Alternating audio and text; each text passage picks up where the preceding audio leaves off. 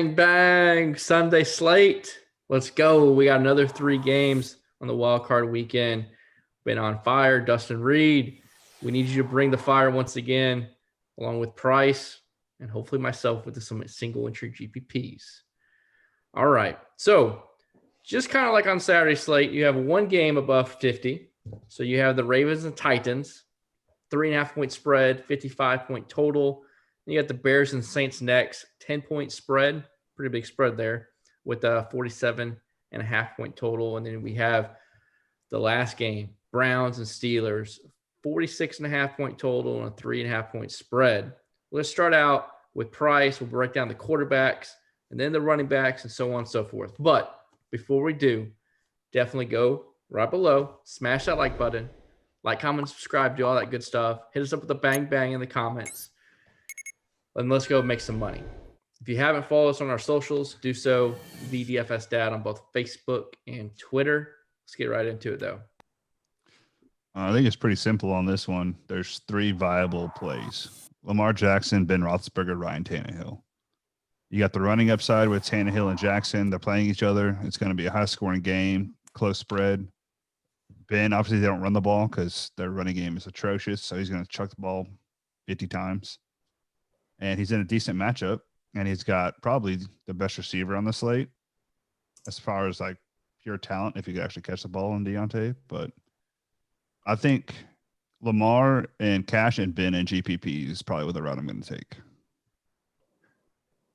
See, I actually tend to disagree that there's only 3 viable. Obviously, I think those are the best options.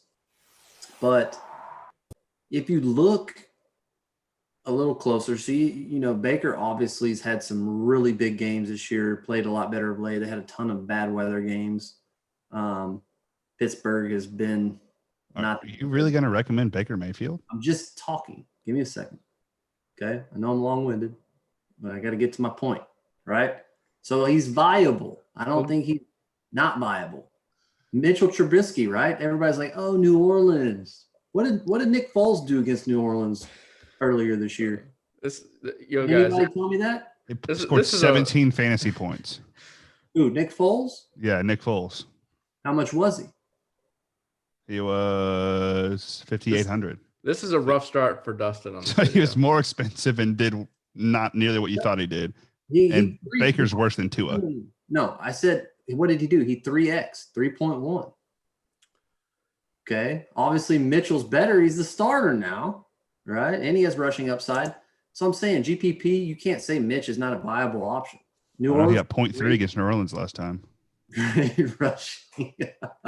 All I know is I heard some Tua slant, and Tua at 5.1K paid off. He was on fire last week with 21 fantasy points. Those 3 picks, yeah. 350 yards passing. Would have been benched if Fitzpatrick was there. First off, those picks were horrible. Like, one of them was not his. He would have been benched if Fitzpatrick was available. That's why I said to play him, because Fitzpatrick was not available. Be benched. Exactly. And he paid off. The lineup hit. I made money off of him. How dumb Chris is for that statement. Anyway, back to my point. Back to Baker Mayfield going against the Steelers. On Mitch Trubisky, actually, who you've talked about more times than anybody on here. So, I love Mitch. I'm with you on Mitch. I just want to give you a little hell. That's all. And then, Drew Brees at 5,700. I mean, he's actually, if you look at the games he's played this year, he's had 1 bad game. So I don't feel like you can just count him out. He's, very king of the short throw, but he usually throws for around 300 yards, and as long as Kamara doesn't rush for 6 touchdowns, then he'll get you some points there. So this slate's, I think, a lot. You have a lot more options at quarterback. Obviously, in a cash format, I'm going to go all in on Lamar.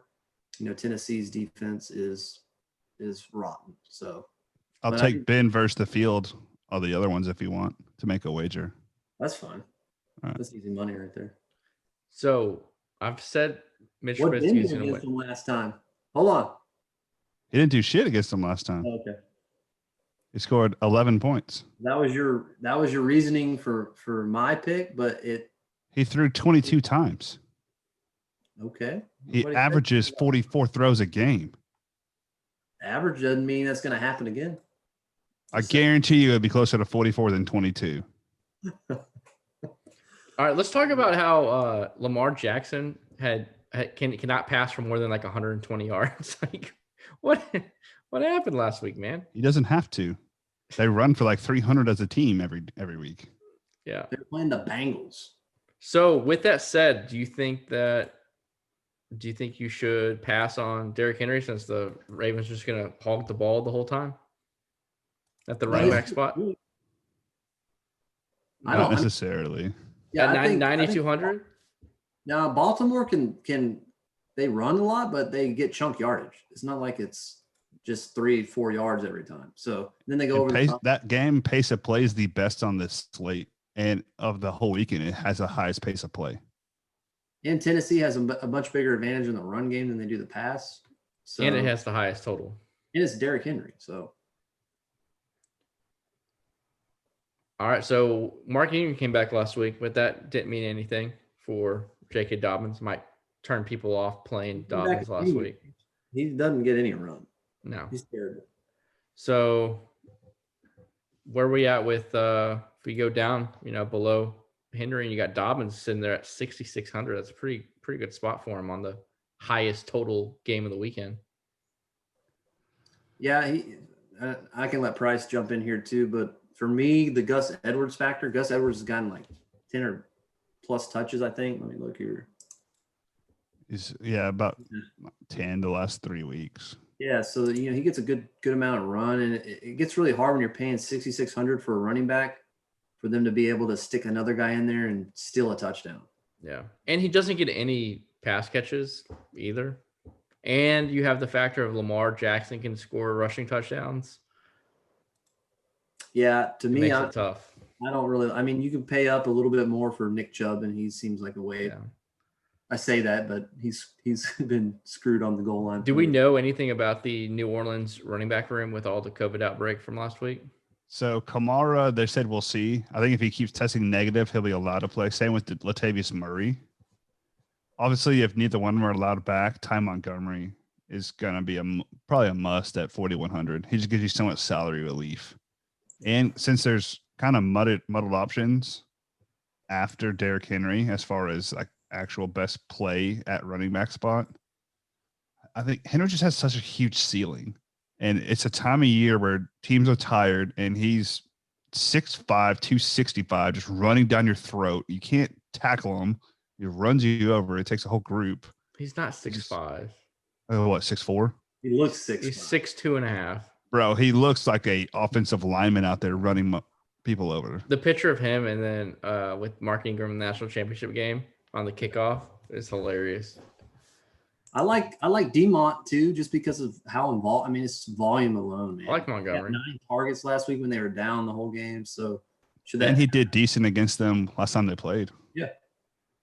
So I think he overlooked because he's 6,900, but I think he's an easy play for hitting value. And I feel like if you want to be super weird, you could use like Montgomery and James Conner, because I don't think anyone uses that combination at running back for GPPs. So let's move on forward to the wide receiver spot. Looks like Michael Thomas is going to play, right? Isn't he? He's made progress. He's going to practice. Yeah, it looks like he's going to get activated from injured reserve for this game. So he's probably going to play. I would say he's going to play. And Drew Brees is the quarterback, and he loves giving Thomas the ball. Taysom loved him too. And he's 6,300. And he has the IR next to his name right now. So makes you feel like some people will have him a little bit lower ownership. I will say him being back would change my stance on Breeze at quarterback. Oh, that's asterisks for the asterisks, huh? I mean, would it not having a top 6 receiver in the league back? He had been number 6 this year, son. Well, the 2 years before he was. Yeah. Can't look in the past. That would be in the present. Right. So, do you want to pair up the best quarterback on the slate, Mitch Trubisky, with the best wide receiver with Allen Robinson? I like Allen Robinson. I just don't know. There's a lot of juicy guys in this. This slate is so much better. Yeah, it is. This slate is a lot better. For I me, think you like. How can you not play Allen Robinson? They had a bad week last week, so they should force feed him. You would think the Saints would be up on him, so they're gonna have to throw. their cornerbacks aren't the greatest. And Mooney's out, so you don't have to worry about him stealing 11 targets like he did last week. Can you play? Okay, can you play Montgomery and Allen Robinson together? Yes. Yeah. Because they're going to get all the volume. Those Yes. are the two guys. They are the two people who should get all And of it. Komet, or however you say his name, Cement. Yeah, Bro, I think that stack of Montgomery, Mitch, and Robinson could be pretty good. It allows you to give Henry and other top plays. Y'all know who my favorite receiver is? Deontay. Big Ben loves that guy. He drops. He's 6,200. He's 6,200 every week. Every week. 18 targets and he's 6,200. Every week. I'm being a little exaggerative, but he gets 10 plus targets whenever Ben plays, and he has the most drops in the NFL, I think. But it doesn't matter. Big Ben keeps throwing to him, so I'll have him in almost all my lineups. What about going down low? Let's talk about a cheap play. What about Higgins or someone like a Corey Davis at 4,800? Either one of those plays. Poke out at you a little bit. I don't mind Corey Davis. I think he's a good play. Mr. Zero? Yeah. But I mean, besides that game, he's really been pretty solid all year. He had a really good, like a sneaky good year. Yeah, he didn't have a great game last game, but he still had 11 targets. So, obviously the volume was there. I think, I think he's a good option, especially for that price. 3,400 for Corey Davis is cheap. Do you think Corey Davis could be a cash game player? I wouldn't. I would go up to. Well, I would say Emmanuel if Thomas wasn't playing for sure, but it's hard to say, man. I mean, you get in that range, and you got to go low if you're going Derrick Henry. So, obviously, when push comes to shove, and you're playing high end guys like Lamar, let's say you go Lamar and Henry, then you're gonna have to go cheap somewhere, and that would be receiver. So yeah, I mean, it could definitely be cash viable.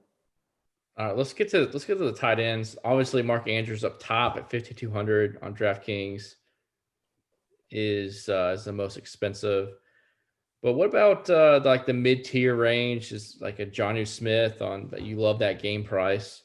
Is 3,200 is a pretty cheap price for Jonnu Smith. Man, it's just tough to play him because he's so hit or miss. I mean, I think he had 2 targets last week. Yep. 1 catch, and it was a good matchup for him. Houston's not good against the tight end. So he's very up or down, but I mean, I think it's either Andrews or you look to someone like him or Komet. The other guys, it's just I don't want to mess with Cleveland's guys, particularly much, this week. Jared Cook is probably in a good spot too. He's just 4,600 is kind of expensive on a 3-game slate for Jared Cook. But I think if Ebron plays, that could be a nice play. Wait, is he going to play?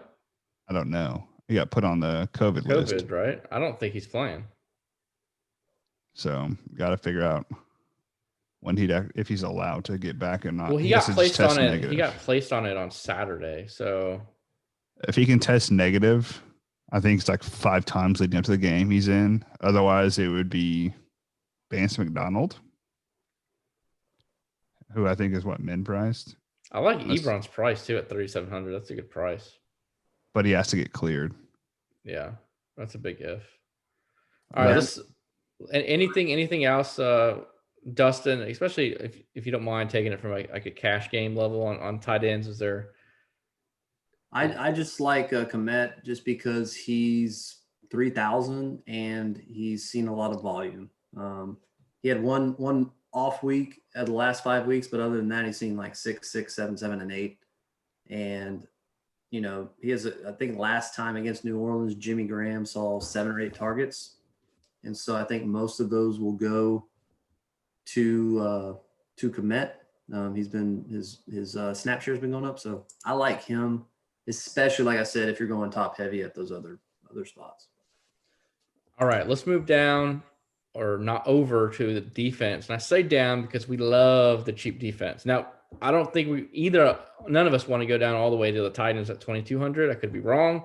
But right above that, we have a team, the Cleveland Browns. Yes, they're playing Pittsburgh, but their offense has kind of been out of sync, out of whack lately.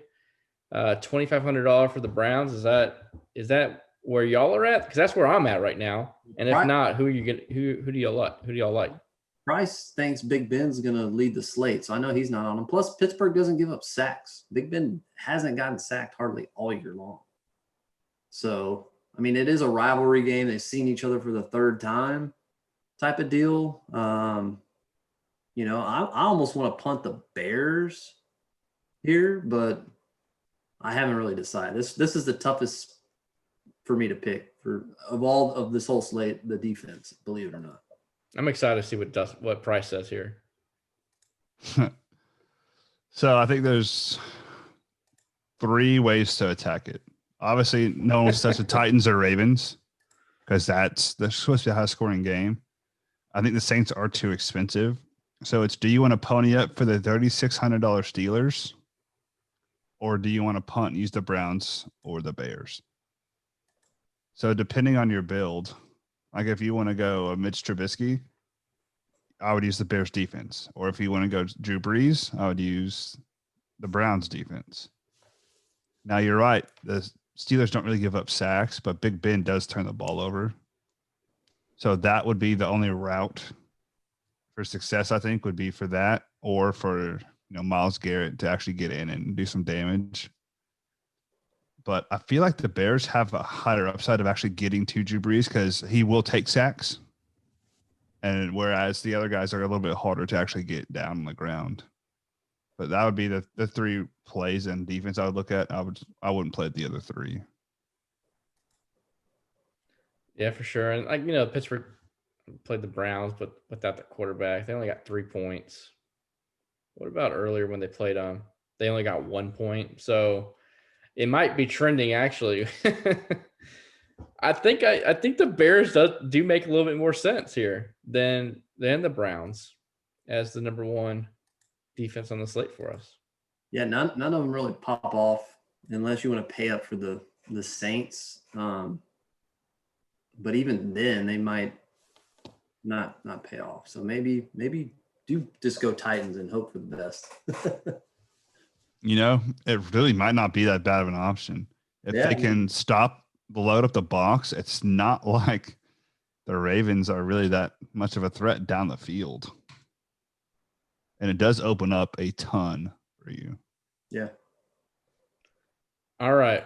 That's going to wrap it up. Appreciate y'all watching. Let's all go make some money. Let's keep up the hot streak. We'll see y'all.